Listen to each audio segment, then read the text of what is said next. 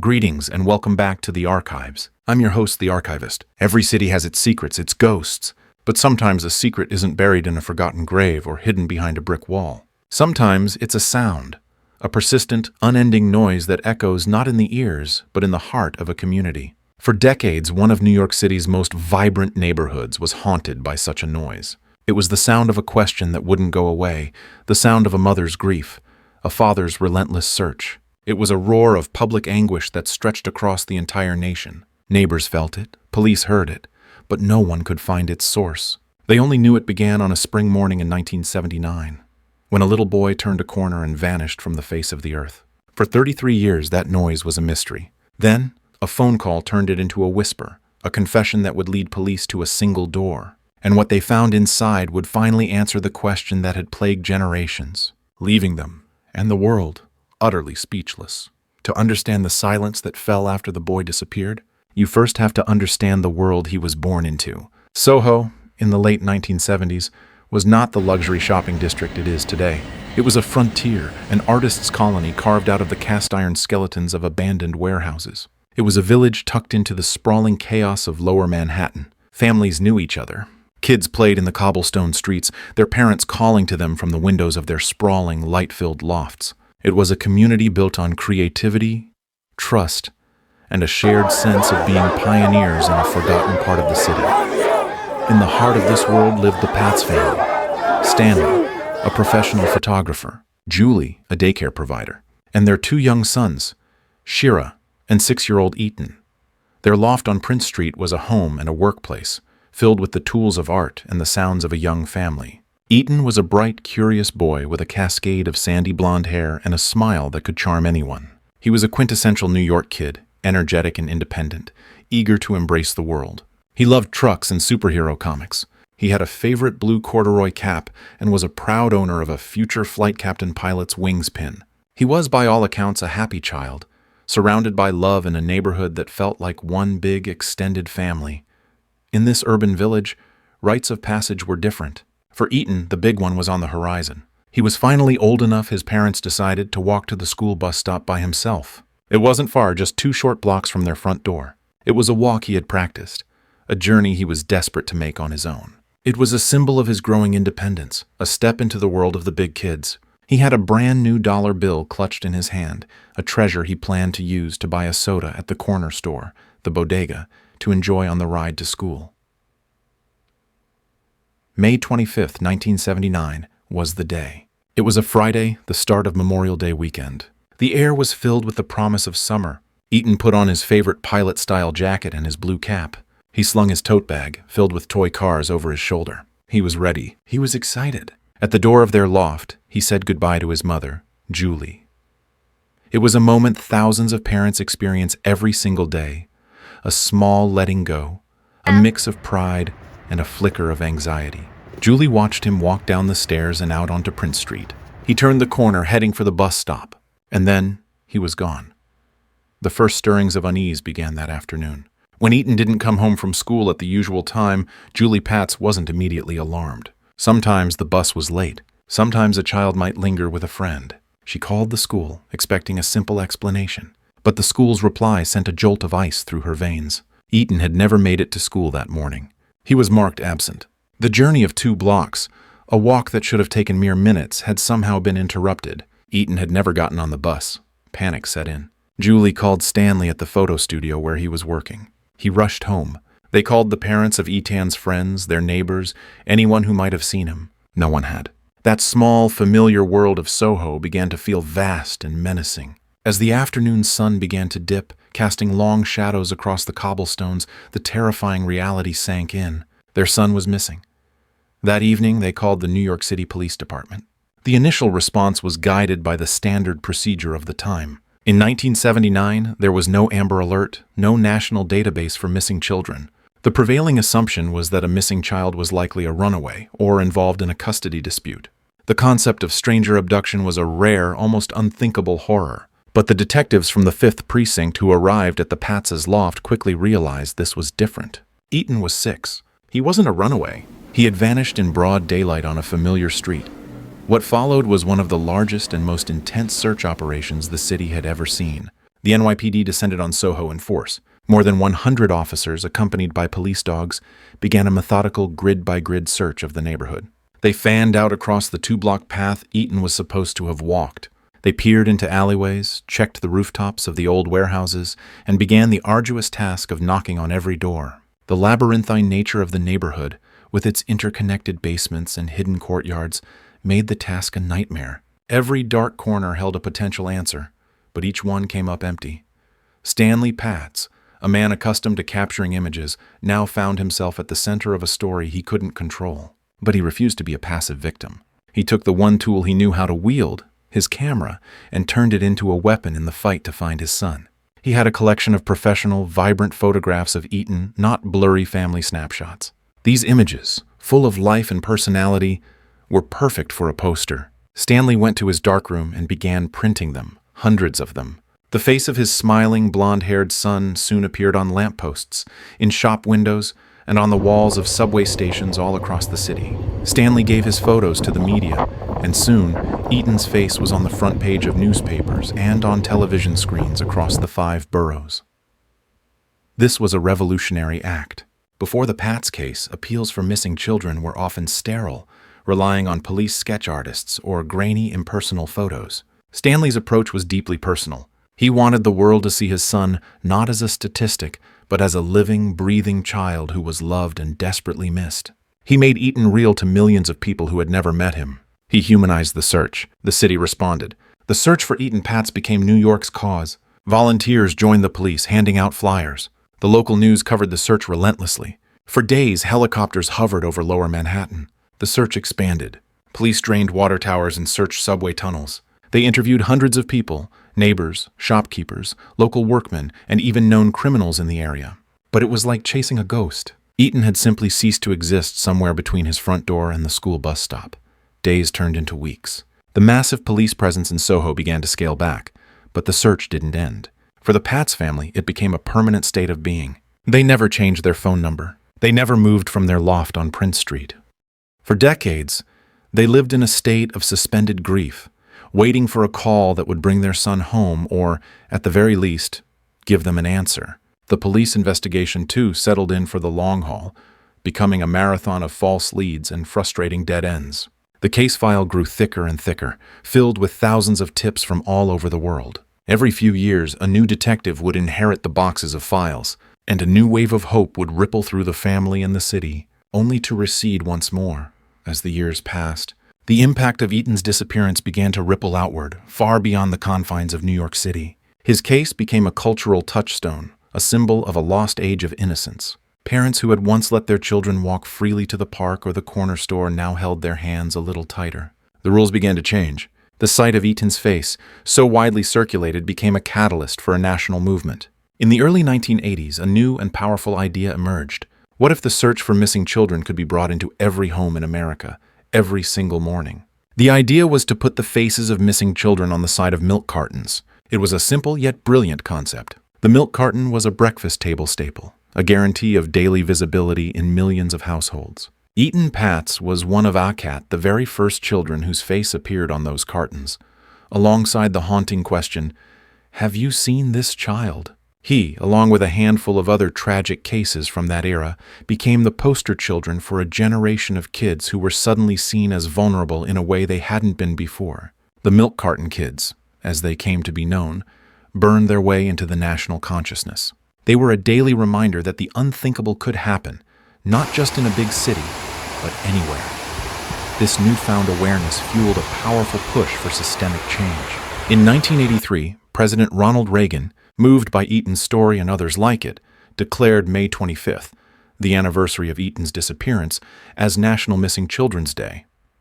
The following year, the National Center for Missing and Exploited Children was established, creating a centralized, nationwide organization dedicated to finding missing kids. Law enforcement agencies developed new protocols and the FBI created a national database. The disappearance of one little boy had fundamentally altered the way America protected its children. But for all the progress his case inspired, Etan himself remained missing. The central question remained unanswered.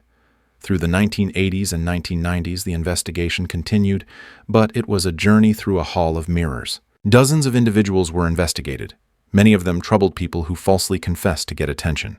Each lead was a painful roller coaster for the Patz family and the detectives. One of the most promising and most disturbing suspects to emerge was a man named Jose Antonio Ramos. Ramos was a convicted child molester who had known a woman who sometimes walked Etan home from the bus stop. He was a chillingly plausible suspect. When investigators questioned him in the 1990s, he was evasive and made incriminating statements.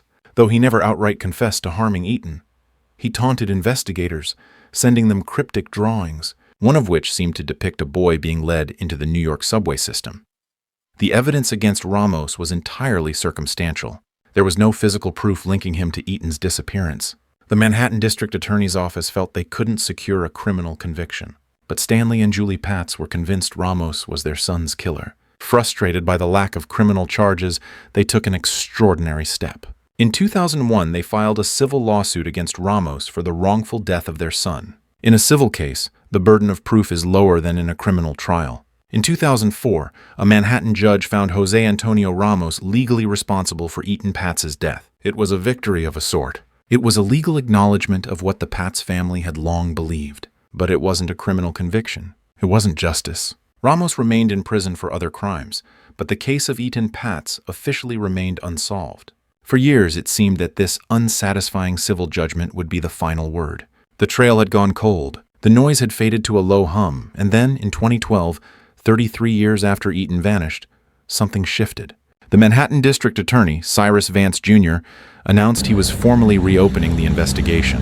It seemed at first like a symbolic gesture, a way to apply new forensic technologies to an old, cold case. Detectives decided to excavate the basement of a workshop near the Patz's home, a space that had been used by a local handyman who had been a person of interest early in the investigation. For days, the media watched as investigators drilled through a concrete floor, searching for any trace of human remains. The excavation turned up nothing. It felt like another dead end, another painful reminder of how elusive the truth was. But the renewed media attention surrounding the dig did something unexpected. It stirred a memory. It shook a conscience. It made a long-held family secret impossible to keep any longer. Far away from the media circus in SoHo, in Mapleshade, New Jersey, a man named Pedro Hernandez was watching the news. He saw the reports about the search for Etan Patz, and a cold dread he had lived with for decades washed over him again. He picked up the phone and called the police. He told them about his brother-in-law, a man named Pedro Hernandez. He told them that for years, Pedro had been saying something terrible, something the family had tried to dismiss as the ramblings of a troubled mind. He told them that Pedro had confessed, long ago, to doing something awful to a little boy in New York City. The name Pedro Hernandez was not unknown to the original investigators, but it was buried deep within the mountain of paperwork. Back in 1979, Hernandez was an 18-year-old high school dropout working as a stock clerk at a small corner store, a bodega, right at the corner of West Broadway and Prince Street. It was the very corner where Etan was supposed to catch his bus. He had been questioned briefly in the initial canvass of the neighborhood, but he was just one of hundreds of faces. He had denied seeing anything, and soon after Etan's disappearance, he had moved away and fallen off the police radar completely.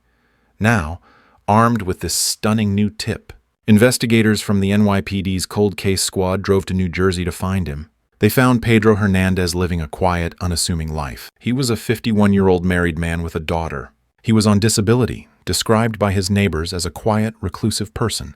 When the detectives knocked on his door and identified themselves, he wasn't surprised. It was as if he had been waiting for them his whole life. He agreed to go with them to the local prosecutor's office to talk. What unfolded over the next 7.5 hours in a sterile interrogation room was the breakthrough the case had been missing for over 3 decades. The conversation began gently. The detectives asked Hernandez about his time in SoHo, about the bodega where he worked, and then they asked him about the missing boy. At first he was hesitant, but then the story came tumbling out. In a quiet, sometimes rambling voice captured on videotape, Pedro Hernandez confessed. He told them that on that Friday morning, May 25, 1979, he saw a little boy with blonde hair standing near the bodega. He told them he had lured the boy into the basement of the store with the promise of a soda. His motive, he said, was simple and chilling. He just felt the urge to do something. Down in the dark, cramped basement, he attacked the boy, choking him until he went limp. He then told the investigators he placed the small body into a plastic trash bag, put the bag inside a cardboard box, and carried it out to the street. He walked about 1.5 blocks away and left the box in an alleyway with the rest of the garbage. He then went back to the bodega and continued his shift. The confession was shocking in its mundane horror. It was a seemingly random, senseless act committed in a matter of minutes. The details Hernandez provided seemed plausible. He described Etan's tote bag with the toy cars. He described the layout of the bodega basement. For the detectives listening, it felt like the end of a 33-year nightmare. They had their man. On May 24, 2012, one day before the 33rd anniversary of Etan's disappearance, NYPD Commissioner Ray Kelly announced to the world that they had arrested Pedro Hernandez. He was charged with second-degree murder and kidnapping.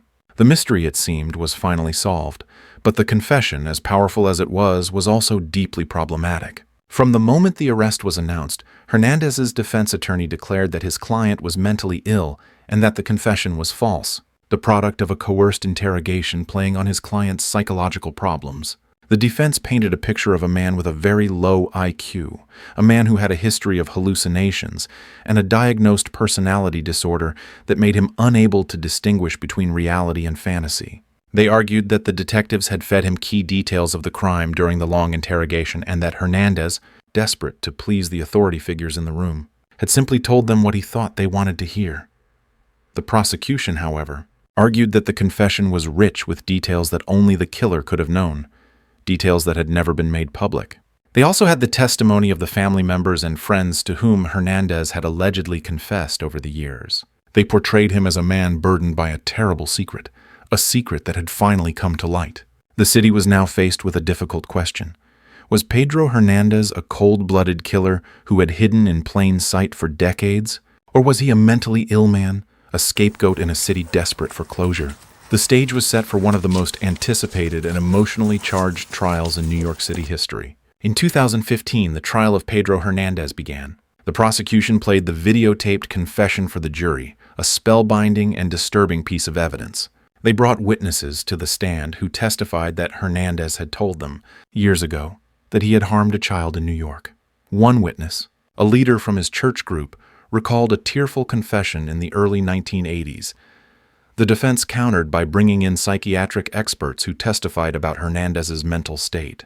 They pointed out the inconsistencies in his confession and the lack of any physical evidence. There was no DNA, no trace of Etan in that bodega basement, and his body had never been found. The defense had another powerful card to play. They pointed the finger directly at the man the Patz family had long believed was the killer, Jose Antonio Ramos. They argued that the police had simply gotten the wrong man. The jury was faced with an impossible task. They had to weigh a detailed confession against a complete absence of physical proof and credible claims of mental illness. For nearly 3 weeks they deliberated. The city held its breath. Then they sent a note to the judge. They were deadlocked. 11 jurors were convinced of Hernandez's guilt. One juror was not. The lone holdout refused to budge, believing the confession was unreliable and that the prosecution had not met its burden of proof. The judge had no choice but to declare a mistrial. For the Patz family, it was a devastating blow. After 36 years, they had come so close to a final, legal answer, only to have it snatched away. But the district attorney's office vowed to retry the case. They were not giving up. In 2017, the second trial began. It was largely a repeat of the first, a grueling replay of the same evidence, the same arguments. The prosecution team sharpened their presentation, focusing more on the corroborating testimony of the witnesses from Hernandez's past. The defense once again attacked the confession and the police who obtained it. The city watched, wondering if the outcome would be any different this time. After 9 days of deliberation, the new jury sent a note. They had reached a verdict. The courtroom was silent as the foreman stood to speak. On the charge of kidnapping, guilty. On the charge of murder, guilty. After 38 years, 2 trials, and a search that had spanned a generation, a jury had finally declared that Pedro Hernandez was the man responsible for the death of Etan Patz. Stanley Patz, who had sat through every day of both trials, let out a quiet sigh of relief. He and his wife Julie had finally received the justice they had fought so long and so hard for. Pedro Hernandez was sentenced to 25 years to life in prison. The legal chapter of the story was closed.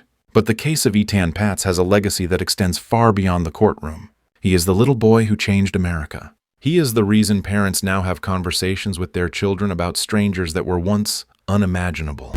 He is the reason there is a coordinated national system for finding children who go missing. His disappearance marked the end of an era, A tipping point where a collective sense of security was shattered, replaced by a new and frightening awareness of the world's dangers. The neighborhood of SoHo itself is a different world now, its gritty artistic soul replaced by the gloss of wealth and commerce. The old bodega on the corner is long gone, but the memory of what happened there remains. The story of Etan Patz is not just about a crime and its resolution. It's about the enduring power of a father's love, a father who used his art to keep his son's memory alive and, in doing so, helped protect countless other children. It's about a city that refused to forget one of its own. And it's a reminder that sometimes the loudest cries for justice come not from a single voice, but from the collective, sustained noise of a community that refuses to let a question go unanswered. The silence that fell over Prince Street that May morning in 1979 has finally been filled, not with the happy sounds of a boy coming home, but with the somber, definitive weight of the truth. Thank you for joining me in the archives. Every story holds a lesson, and the memory of Etan Patz continues to teach us about loss, resilience, and the relentless pursuit of justice. I'm the Archivist. We'll see you next time.